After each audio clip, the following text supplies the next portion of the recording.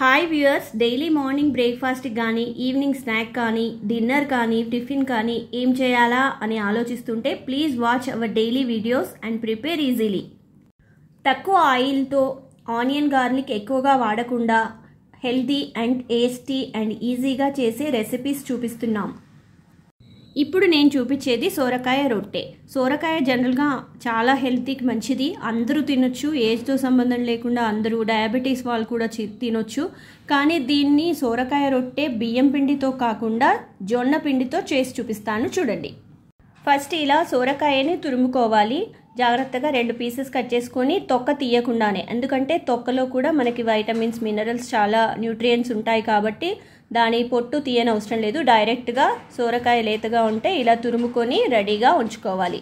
ఇప్పుడు ఒక 3 కప్స్ సోరకాయ తురుములో 2 కప్స్ జొన్న పిండి, నానబెట్టిన పెసరపప్పు, కాస్త జీలకర్ర, వాము, అల్లం పేస్ట్, పచ్చిమిర్చి పేస్ట్, సాల్ట్, కాస్త నువ్వులు వేసి బాగా కలిపి పిండి తయారు చేసుకోవాలి. కొత్తిమీర, పుదీనా, కరివేపాకు కూడా చిన్న చిన్న పీసెస్గా కట్ చేసి వేసుకుంటే చాలా బాగుంటుంది. ఈ జొన్న పిండి కూడా అందరికీ మంచిది హెల్త్కి. ముఖ్యంగా షుగర్ పేషెంట్ వాళ్ళు రైస్ ఎక్కువగా వాడకూడదు కాబట్టి జొన్న పిండి, జొన్నలు ఎక్కువ వాడటం వాళ్ళకి చాలా హెల్ప్ అవుతుంది. ఈ పిండి కలిపేటప్పుడు నీళ్లు మళ్ళీ అవసరం లేదు. సోరకాయలో ఉన్న వాటర్ తోటే మనం ఉప్పు, కారము అన్నీ కలపడం మూలంగా ఆ సోరకాయలో నుండి వచ్చే వాటర్ తోటే మనం పిండిని ముద్దగా చేసేసుకోవచ్చు. సోరకాయ జొన్న రొట్టె పిండి ముద్ద రెడీ అయిపోయింది. ఇప్పుడు అందులో నుండి కొంచెం పిండి తీసుకోవాలి. ఇలా సర్వపిండి గిన్నె కానీ ప్యాన్ కానీ మీరు చపాతీ చేసే ప్యాన్ కానీ తీసుకొని దానిపైన ఆయిల్ స్ప్రెడ్ చేసి పిండి ముద్ద కొంచెం తీసుకొని అందులో ఆ గిన్నెలో ఇలా చేత్తో ప్రెస్ చేసుకోవాలి. ఇలా పిండిని చేత్తో గిన్నెలో నిండుగా కంప్లీట్గా రౌండ్గా సన్నగా ఒత్తుకోవాలి. ఒత్తుకున్న తర్వాత 5-6 హోల్స్ కూడా పెట్టుకోవాలి. అలా రంధ్రాలు పెట్టుకుంటే ఆ ఆవిరికి, అందులో నుండి వచ్చే ఆవిరి వల్ల రొట్టె బాగా ఉడుకుతుంది.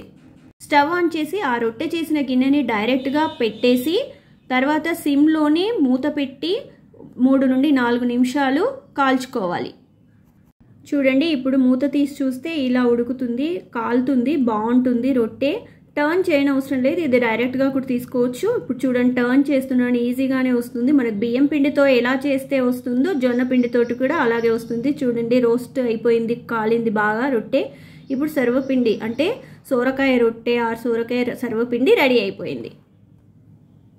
వేడి హెల్దీ సోరకాయ రొట్టె రెడీ అయిపోయింది. దీన్ని డైరెక్ట్గా తినొచ్చు, లేదంటే పెరుగుతో కానీ నెయ్యి వేసుకొని తింటే చాలా చాలా బాగుంటుంది.